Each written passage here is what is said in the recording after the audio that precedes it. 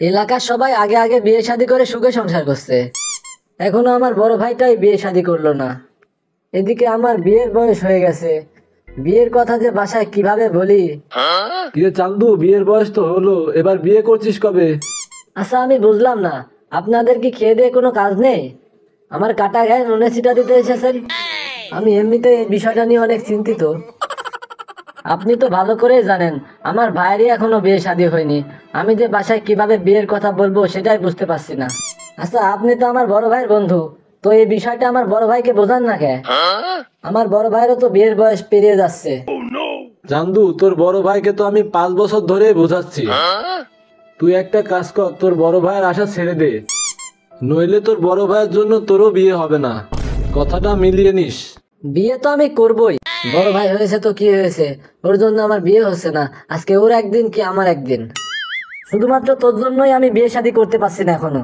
এলাকার সব ছোট ছোট পোলাপান বিয়ে শাদী করে সুখে সংসার করছে, তোর কি বিয়ে শাদী করতে মন চায় না নাকি? আজ আমি কোনো কথা শুনবো না, তুই বিয়ে করবি কিনা বল।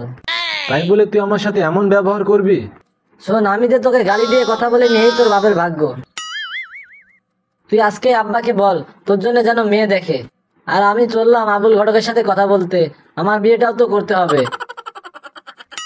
আবুল চাচা, বিষয়টা যে আপনাকে কিভাবে বলি বুঝে উঠতে পারছি না। আরে চান্দু, লজ্জা পাওয়ার কিছুই নেই, মেয়ে দেখতে হবে তো, এটা বলে ফেললেই তো হয়। জি চাচা, আপনি তো ঠিকই ধরেছেন। আচ্ছা, কার জন্য মেয়ে দেখতে হবে? তোমার বড় ভাইয়ের জন্য তো? আরে না চাচা, বিষয়টা বুঝতে পারছেন না, আমারও তো বিয়ে শাদীর বয়স হয়েছে, মেয়েটা তো আমার জন্যই দেখতে হবে। চাচা, শুভ কাজে দেরি করতে নেই, যত তাড়াতাড়ি সম্ভব মেয়ে দেখা কাজটি সেরে ফেলতে হবে। চান্দু, তোমার বড় ভাইয়েরই তো বিয়ে শাদী হলো না। চাচা, আপনাকে যেটা বলছি সেটা শুনুন, এই বিষয়টা আপনি আমার উপরে ছেড়ে দেন।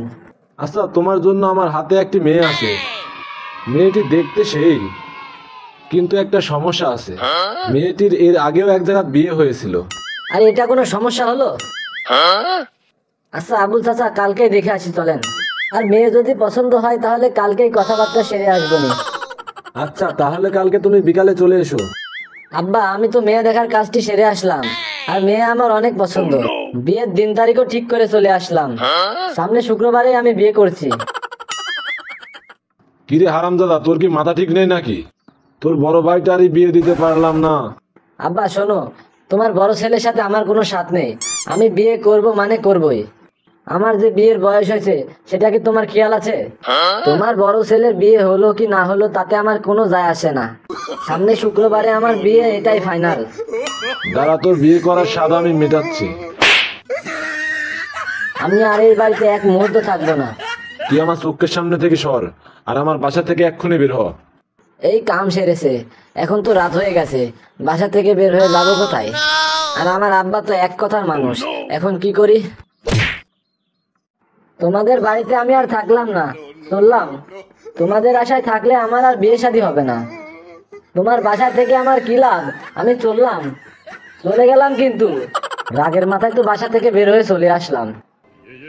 আমার আর বিয়ে করা হলো না। তো বন্ধুরা, ভিডিওটি দেখে আপনারা কি বুঝলেন? এলাকার মানুষের উস্কানিমূলক কথা শুনে বাসায় ঝামেলা করে নিজের বিপদকেও নিজে ডেকে আনবেন না। ধন্যবাদ।